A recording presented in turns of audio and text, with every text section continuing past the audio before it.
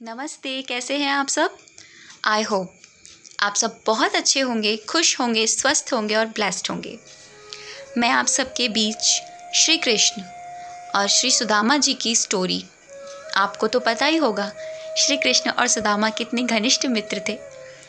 उन दोनों की एक कथा है, स्टोरी है, तो आपके सबके साथ में लेकर आई हूँ। बहुत ही अच्छी है और हमें इतनी अच्छी शिक्षा देगी ना ये कि आप कहेंगे कि वाह।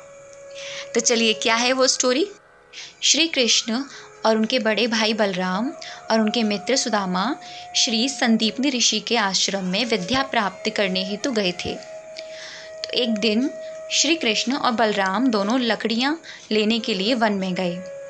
संदीपनी ऋषि की पत्नी ने सुदामा जी को उसी कार्य हेतु वन में भेजा और उनके साथ कुछ चने दिए और उनसे कहा कि आप मिल बांट के खाना।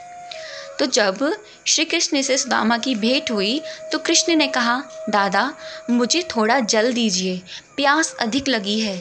सुदामा ने कहा, नहीं नहीं, भूखे पेट जल नहीं पीना चाहिए, बहुत हानिकारक होता है, इसलिए कुछ देर विश्राम करो।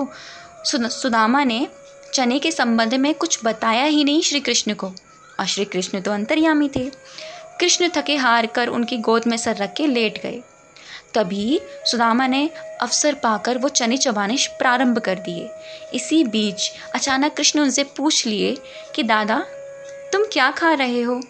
तो उन्होंने कहा, नहीं कुछ भी तो नहीं, मैं तो धूल फाँक रहा हूँ, बहुत ठंड है ना, इसीलिए मेरे दांत कड़कड़ा रहे हैं। मैं तो देखो विष्णु सहस्त्रनाम का भी उच्चारण सही से नहीं कर पा रहा हूँ। यह सुनकर अंतर्यामी श्री कृष्ण ने कहा, दादा मैंने अभी स्वप्न में देखा एक व्यक्ति दूसरे व्यक्ति की वस्तु खा रहा है। जब उसने उस व्यक्ति से प्रश्न किया कि तुम क्या खा रहे हो, तो उसने कहा, मैं कुछ नहीं खा रहा, मैं तो मन मन में मंत्र का जाप कर रहा हूँ।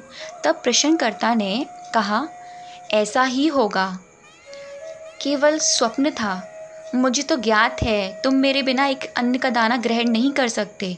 परंतु श्रम के विभूषित होकर सुदामा ने श्री कृष्ण की वो चने चुपचाप से खा लिए, उनको नहीं बताया।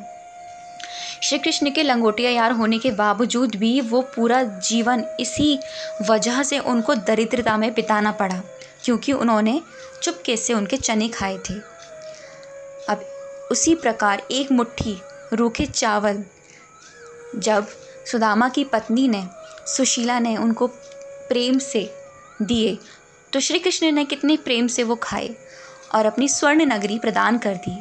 तो दोस्तों, इस स्टोरी से हमें यह शिक्षा मिलती है, हमें जानबूझकर क्या, हमें अनजाने में भी किसी की वस्तु, किसी का धन नहीं लेना चाहिए, क्योंकि वो इंसान हमें देख रहा हो या ना देख रहा हो, परंतु वो परमात्मा तो देख रहा है ना, उसका तो कैमरा हर वक्त ऑन है ना, क्योंकि हमारे कर्मों का फल लौटकर राउंड होकर हमारे पास ही आता है। जिस प्रकार सुदामा को अपना पूरा जीवन दरिद्रता में बिताना पड़ा, क्योंकि वो श्री कृष्ण के इतने घनिष्ठ मित्र होने के बावजूद भी किस वजह से, अपने सिर्फ एक कर्म की वजह से, जो चुपके से उन्होंने चने खा लिए। और श्री कृष्ण इतने परम दयालु, जो उन्होंने एक मुट्ठी रूखे चावल से अपनी पूरी स्वर्ण नगरी दे दी। तो परमात्मा बहुत दयालु है, उस पर विश्वास रखो, इसीलिए जो करो पूरी ईमानदारी से करो। आई होप आपको ये स्टोरी बहुत अच्छी लगी हो, and thank you so much मेरे चैनल पर आने के लिए और वीडियो को देखने के लिए। Thank you. हरे कृष्णा।